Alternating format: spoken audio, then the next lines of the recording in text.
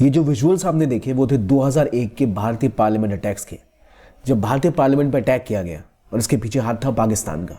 पाकिस्तान की लश्कर तैयबा की जो आतंकवादी संगठन है उसने अटैक किए थे भारतीय संसद के ऊपर।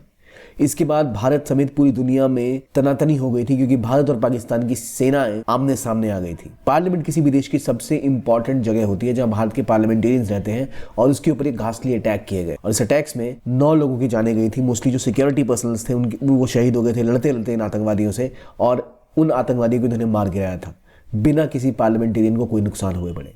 ये कोशिश थी भारत के हार्ट पे अटैक करने की, कि अगर आपके पार्लियामेंटेरियन ही सेफ नहीं है तो आपके जब सांसद सेफ नहीं है, आपकी संसद सेफ नहीं है, तो आप नागरिक होकर क्या सेफ होंगे। ये मैसेज देने की कोशिश थी इस अटैक में। लेकिन इस अटैक में पांचों पाकिस्तानी स्पॉन्सर्ड टेररिस्ट को मार गिराया था हमारे सिक्योरिटी जवान्स ने। पर ये अटैक हुए कैसे थे और क्या थी इनके पीछे की कहानी, कैसे एम्बेसडर की कार, होम मिनिस्ट्री का स्टिकर, लाल बत्ती जुड़े हुए इस अटैक से, और कैसे एक शक की वजह से एक बहुत बड़ा हमला होते होते रह गया और कैसे कई सारे पार्लियामेंटेरियंस की जान बच गई। एक ऐसा सिनेरियो जहां भारत के सारे पार्लियामेंटेरियन पार्लियामेंट की बिल्डिंग के अंदर थे और फिर हुआ था ये अटैक। आइए जानते हैं इसके बारे में। आज भारत की राष्ट्रपति द्रौपदी मुर्मू और भारत के प्रधानमंत्री नरेंद्र मोदी ने श्रद्धांजलि दी और दोबारा दोहराया कि दोबारा कभी ये दिन नहीं आएगा, और जो एक कावाडली अटैक हुआ था इसका खंडन किया।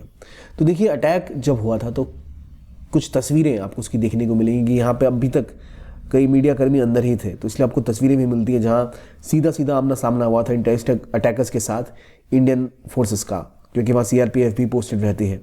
अब इस रीजन में जब अटैक हुआ था तब जो अटैकर्स थे उनके पास AK-47 राइफल्स थी, पिस्टल्स थे, ग्रेनेड्स थे और बहुत असले बारूद के साथ वो तैयार होकर आए थे। यहाँ पर ये भी देखा गया था कि मुकाबले में इंडियन जो यहाँ पर सिक्योरिटी फोर्सेस थे उनकी बंदूकें उतनी एडवांस नहीं थी जितनी टेररिस्ट अटैकर्स की थी। तो उसके बारे में अपडेट भी किया गया है और ये पार्लियामेंट की दृश्य आज तक किसी को भी दहला देने के लिए काफ़ी है। असल में इस दिन हुआ क्या था, तो देखिए 5 टेररिस्ट थे जो एक वाइट एम्बेसडर में बैठकर पार्लियामेंट की तरफ आए।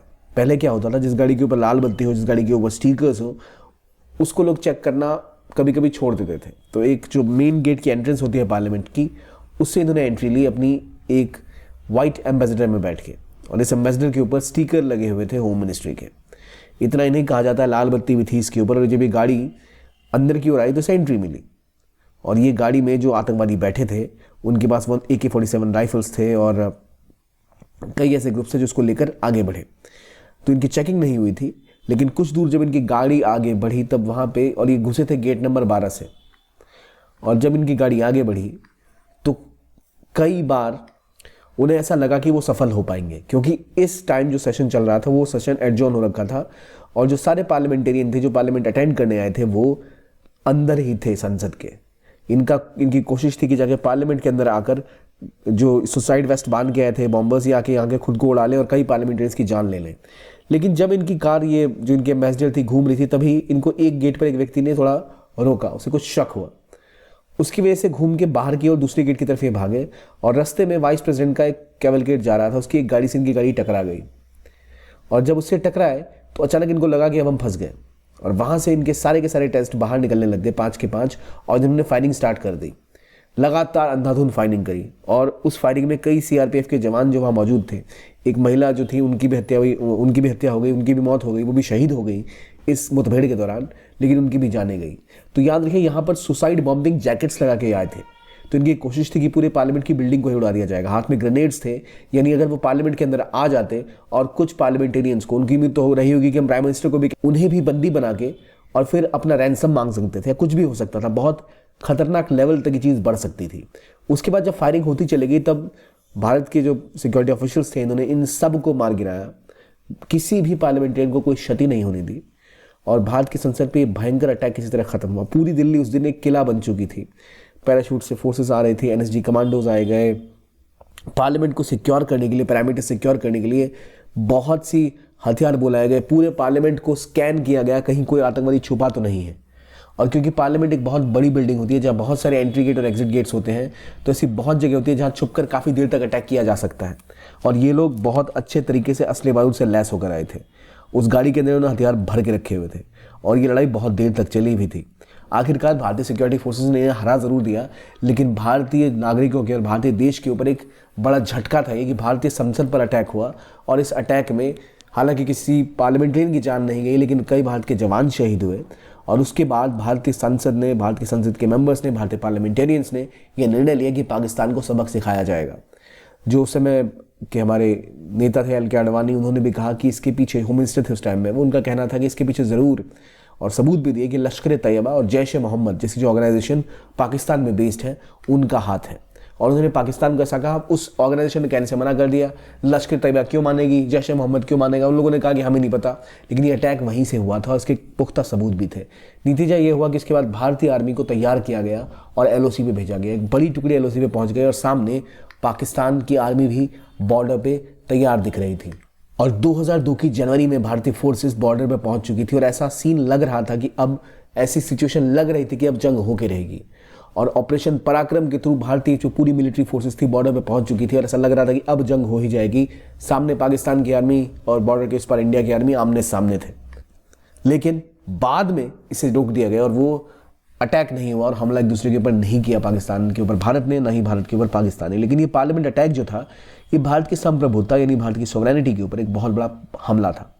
इसमें जो आतंकवादी और जो लोग इसके पीछे, जिनका दिमाग कहा जाता था, उनमें से एक इंपॉर्टेंट व्यक्ति जिसको फिर फांसी की सजा दी गई, अफजल गुरु। 2013 में अफजल गुरु को तिहाड़ की जेल में फांसी दे दी गई थी। अफजल गुरु कश्मीरी था और इसके ऊपर कश्मीर में बहुत सी तबाही और बवाल मचा, बहुत विरोध प्रदर्शन हुए। अफजल गुरु और जो और आतंकी थे उनमें से जिलानी, उन्हें बरी कर दिया गया बाद में सबूत की कमी के कारण। और एक और जो इनके साथ जो सस्पेक्ट थे, उनको 10 साल की सज़ा के बाद उनको छोड़ दिया गया। और जिनकी मैं बात कर रहा हूँ वो इनके ही कज़िन थे, शौकत हसन गुरु। शौकत हसन गुरु और ये अफजल गुरु और तीसरा जिलानी। जिलानी को बरी कर दिया गया, इन्होंने 10 साल काटे, इनकी फांसी की सज़ा कन्वर्ट हो गई थी कैद में। और अफजल गुरु को 2013 में आखिरकार फांसी दी गई। पार्लियामेंट में इनकी जो प्रेसिडेंट है उन्होंने इनकी अभयदान की याचिका, जो मृत्युदान देने की बात की गई थी कि इनका जो डेथ सेंटेंस है उसको हटा दिया जाए, वो खारिज करते हुए इनको मौत की सज़ा दी और इनको फांसी लगा दी गई थी 2013 में।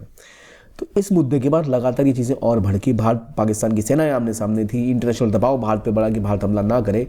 उसके बाद से भारत ने सिक्योरिटी को और ज़्यादा चुस्त कर लिया और ज़्यादा इंश्योर कर लिया किसी भी तरीके से भारत की संसद पे कभी हमला ना हो पाए। क्योंकि अगर किसी देश की पार्लियामेंट पे हमला हो रहा है, इसका मतलब आपके नागरिकों का आप में ट्रस्ट खत्म हो जाएगा, कॉन्फिडेंस खत्म हो जाएगी। आप खुद को सिक्योर नहीं कर पा रहे, हमें क्या सिक्योर करोगे। इसके बारे में थोड़ी सी और बात करेंगे, लेकिन पहले की इन्फॉर्मेशन की, अगर आप यूपीएससी की तैयारी कर रहे हैं और 2025 का अटेम्प्ट लेना चाहते हैं तो बहुत इंपॉर्टेंट है आपके लिए कि आपकी रिदम, शेड्यूल और प्रिपरेशन फुल प्रूफ हो, बेसिक फाउंडेशन स्ट्रांग हो, आपको पता हो कैसे क्वेश्चंस पूछे जाते हैं, आंसर्स कैसे लिखे जाते हैं, इसको कैसे कोलैबोरेट किया जाता है, कैसे कोरोबोरेट किया जाता है, कैसे पॉइंट्स को यूज़ किया जाता है, कैसे आंसर्स को बेहतर तरीके से लिखा जाता है। और हर कॉन्सेप्ट, उसकी डेप्थ आपको पता होनी चाहिए, क्योंकि अब क्वेश्चन सीधे सीधे नहीं पूछे, जैसे आपके आर्टिकल नहीं पूछेंगे कॉन्स्टिट्यूशन के, इस आर्टिकल का मतलब बताओ या इस केमिकल का क्या यूज़ है ये बताओ। आपसे उसको अप्लाइड तरीके से पूछा जाएगा, उसका कॉन्टेक्स्ट पूछा जाएगा। तो अगर आपको फाउंडेशंस क्लियर नहीं है, अगर आप वो चीज़ें सही में, उस चीज़ को आप समझ नहीं रहे, उस चीज़ के प्रति आपकी समझ नहीं है, तो आपकी नॉलेज उतना फ़ायदा नहीं पहुंचा पाएगी। और क्योंकि इतना ज़्यादा इन्फॉर्मेशन ओवरलोड है इंटरनेट पर, तो बहुत इंपॉर्टेंट है कि बेहतर तरीके से, स्ट्रक्चर तरीके से आप क्लासेस करें और खुद को प्रिपेयर करें। दिक्कतें ये आती हैं कि क्लासेस अक्सर बहुत महंगी होती है और फ्लेक्सिबिलिटी नहीं होती है, दिल्ली या और किसी बड़े शहर में जाकर क्लासेस लेनी पड़ती है। तो इन दोनों ही प्रॉब्लम को सॉल्व किया है पीडब्ल्यू ओनली ने अपने कोर्स के द्वारा, जो हाई क्वालिटी ऑफ क्लासेस आपके लिए लाते हैं एक फ्लेक्सिबिलिटी के साथ। फ्लेक्सिबिलिटी ऑनलाइन क्लासेस की आप कहीं भी अटेंड कर सकते हैं, कभी भी उसे देख सकते हैं। प्लस आपके पास ये ऑप्शन है कि क्वालिटी के साथ कोई कॉम्प्रोमाइज़ नहीं किया गया। और सबसे बड़ी दिक्कत जो होती है इनकी अफोर्डेबिलिटी का इशू, लाखों रुपए की क्लासेस वो नहीं है। इस बार आपके जो क्लासेस डिज़ाइन की गई हैं वो क्लासेस बहुत ही सिंपल हैं।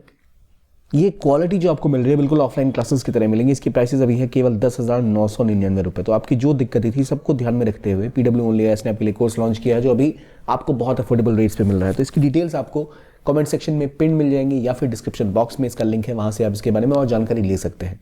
ये कोर्स आपको प्रिपेयर करेगा हर तरीके से आपकी अटेम्प्ट को लेकर। तो आप ज्वाइन कर सकते हैं इसे, इंग्लिश हिंदी दोनों भाषाओं में उपलब्ध है। तो डू ज्वाइन द कोर्स और आपको बहुत इसका फ़ायदा मिलेगा। आगे जो हम बात करते हैं अफजल गुरु की, जिन्हें फांसी दी गई बाद में, और इस एम्बेसडर की जिसके थ्रू, ये एम्बेसडर तो एक फ़ोटो है सिर्फ, ये एग्जाम्पल के लिए यूज़ कर रहा हूँ, ऐसी गाड़ी में इस अटैक को अंजाम दिया गया। उसके बाद ऑपरेशन पराक्रम हुआ, जहां भारत की सारी सेना बॉर्डर पे पहुंची, इन्हें तैयार किया गया कि आगे कभी भी हमला हो सकता था, पाकिस्तान और इंडिया के बीच में जंग शुरू हो सकती थी, लेकिन वो नहीं हुई। और कश्मीर में वैली में भी इसका बहुत बुरा प्रभाव रहा था, काफ़ी हिंसात्मक स्थिति रही थी। तो इन सभी चीज़ों की वजह से हम इसको याद करते हैं इस दिन को, और हम हर बार ये सोचते हैं कि दोबारा कभी ऐसा ना हो कि भारत की संसद पर अटैक हो, भारत के सिक्योरिटी ऑफिशियल्स की जानें चली जाए। और लश्कर तैयबा और जैश ए मोहम्मद जैसे ऑर्गेनाइजेशन आज भी पाकिस्तान में एक्टिव हैं, और पाकिस्तान जब तक ऐसे संस्थाओं को सपोर्ट देता रहेगा खुद भी जलता रहेगा, क्योंकि कल ही पाकिस्तान में एक और टेररिस्ट अटैक हुआ है। तो आई होप हम इससे सीखें और आगे दोबारा ऐसा कुछ ना हो, अपनी सिक्योरिटी को इतनी इंश्योर कर लें। तो उसके बाद तो ऐसा कोई अटैक नहीं हुआ और उम्मीद है आगे भी नहीं होगा। ये था आज का वीडियो, देखने के लिए बहुत बहुत धन्यवाद। Keep on watching Gyankosh and have a nice day.